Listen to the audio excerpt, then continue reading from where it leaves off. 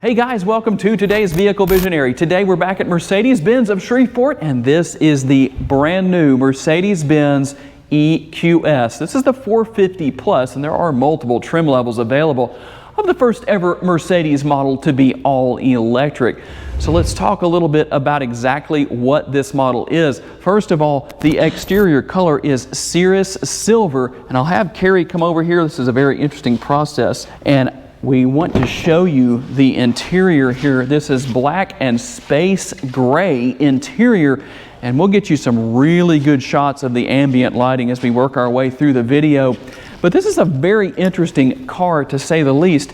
And being the 450 Plus, this is the kind of the base model. So what exactly is it you get beyond that? Well, let's just talk a little bit about that real quick. Of course, the EQS is now on sale this fall, and it's going to be offered in two different trim levels initially. You're going to have this 450 Plus, which is the standard rear-wheel drive model.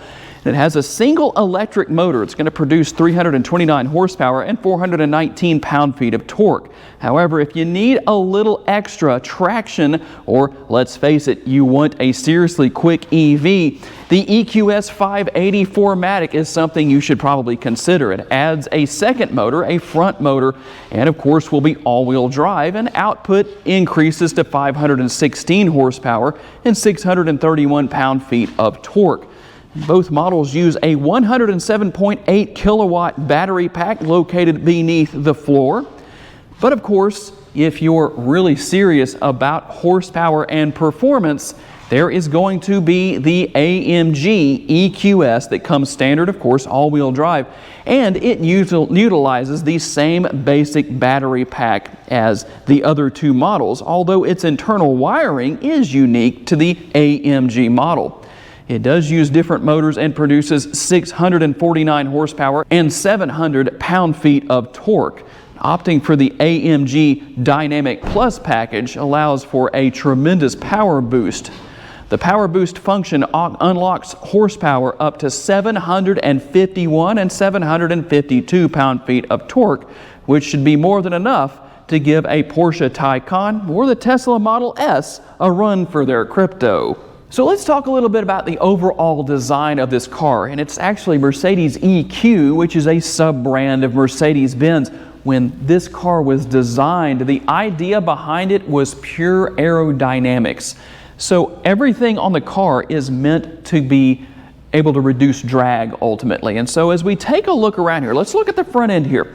And we've shown you some of the way the headlights work and all that kind of stuff, but I want to really focus on the overall design here. Of course, you're going to notice there's no real grille here. All of this is aerodynamic, like a race car, where the air is just going to hit the front end and literally just go around and flow over the top of the car, instead of really you create the drag when you have the grille right here that you would normally have on a vehicle that has an engine under the hood, because obviously you need to keep that engine cool.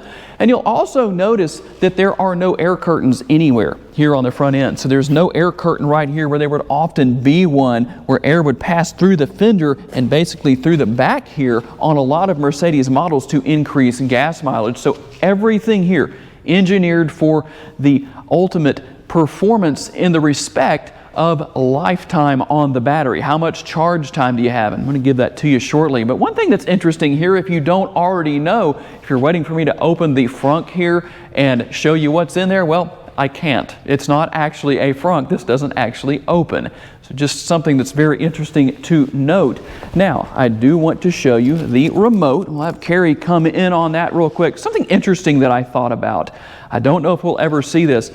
Tell me in the comments, would you like to see, if you owned one of these or any other Mercedes-Benz model, what about ambient lighting on the remote? Yeah, that would mean increasing the life of the battery and all that kind of stuff, but it would be interesting to see what happens. Of course, you can see the turn signal indicator built into the side view mirror right there, and there are cameras all around this car. We'll show you that shortly. By the way, guys, we're not doing a test drive today, but stay tuned because we're going to do a test drive only video. What size are the rims? These are 20-inch rims. That is an upgrade, so that is optional equipment right there. And just working our way around here, let's see if I can get this to work, because I'm still kind of getting used to it. Okay, we'll hit the button right here, but you can push that little button I pushed on right there. I'm just not used to doing it, and have the door open, or the handle come out, I should say. Then you can open the door. And a very interesting thing to see here is the space behind the glass on the top of the door sill right here. Very interesting how that's there, not only on the front door, but on the rear door as well. So it actually continues. And something else that I thought was interesting here, I don't have the windows down right now, but when you roll the windows down, you actually have this glass right here. It stays in place, but that kind of takes kind of an old school look to me in a way, and I don't mean that as an insult towards Mercedes-Benz. But the interesting thing about that is the fact that that reminds me of a vent window, something you would have seen quite a long time ago. An important question to be answered here is, how far can you drive on one charge? Well, that is a big advantage to the 450 Plus, as it is the lowest in horsepower of available models. And Mercedes-Benz says it will drive up to 484 miles on a full charge. That is rather impressive. Now, if you go with the EQS 580 4MATIC, you're going to be looking at 410 to 420 miles on a charge, depending on the tires and wheels. So here's something interesting. You might think that there's a charge port right here. Well, there's not. Let me open that up. What you're going to find, I know most Mercedes-Benz owners will probably never do this, but if you needed to fill windshield washer fluid, that is where you do that. Very interesting. So I'll have Carrie follow me around here to the other side of the car just to show you where the charge port is. And by the way, there are a number of options for charging your Mercedes EQS, but here's where the charge port is. Basically the same place as you would have the area to fill the gas tank up if it had one, but that's what it is. And you do have multiple options. Depending on what option you use, there is a charger that can charge you up in about 30 minutes from 10% to 80%, I believe it is. But if you're using just a regular wall outlet at home, you're looking at about 11 hours to do the same thing. There are multiple options for that, things you can have installed at your house and all that kind of stuff, just so you kind of know what your options are. And here on the back end, of course, before we open everything up, you do have a little spoiler right here just to give it a little sporty look to it. EQS 450 Plus logo right there. And there are a couple of different ways that you can open this rear deck lid, or whatever you want to call it. It's really kind of almost like a hatch, but you can use the logo right here. You can push that in to open it, or you can use the function right here to open it hands-free. And the interesting thing here, there is a ridiculous amount of cargo space here. I'm very impressed with it.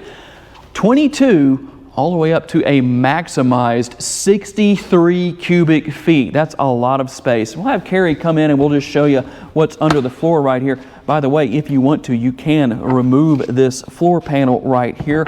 See if we can put that back in place and get that down real quick. How do you maximize cargo space? Let's have Carrie meet me on the other side over here. I'm going to get these door handles popped out real quick, and we'll show you exactly how to do that. There are a couple of different things here that you can do.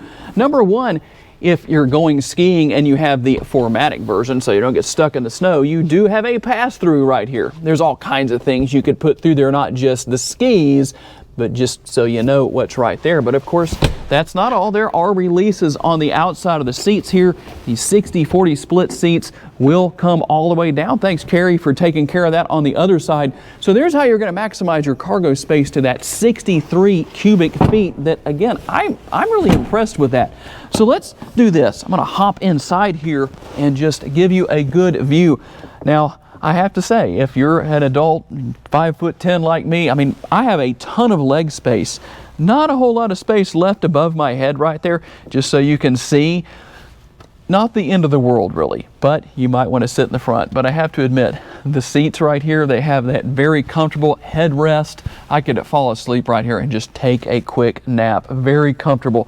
And then right here, you've got a couple of USB ports right here, if you want to use those. Now, you don't have tri-zone climate control, at least not on this trim level, but you do have the air conditioning vents back here to help keep your rear seat passengers cool. And I don't know how easily we can do it. If Carrie can get a good shot of it, you do have, it's not really a panoramic sunroof. You have the front and rear sunroofs here. So that's there. It does offer a good view for your rear seat passengers especially, and there is a power shade for that.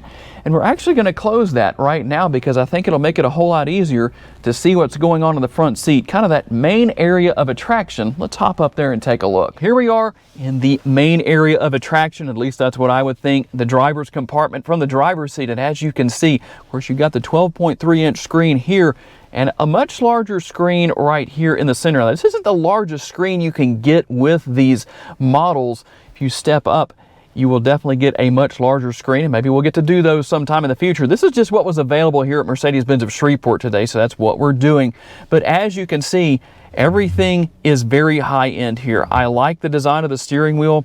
Everything is very easy to use, and of course you can still work your way around on screens and all that kind of stuff from the steering wheel mounted controls right here, whether it's on the screen in the center there or for the screen here on the dashboard. Basically, there's a lot you can work your way through here, and it's just so easy to see. I really like that. Everything is so simple, so easily functional. I don't know how good of an angle carry can get from the back seat, but I want to show you the shifter paddles here on the steering wheel.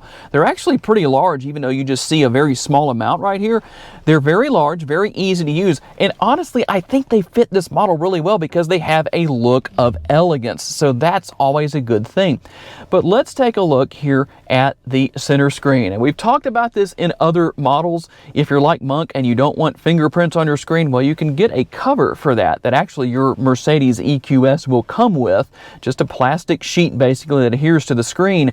But there is nothing on the center console here to actually use, no trackpad or anything like that. So Mercedes-Benz actually going away from that, at least on some models.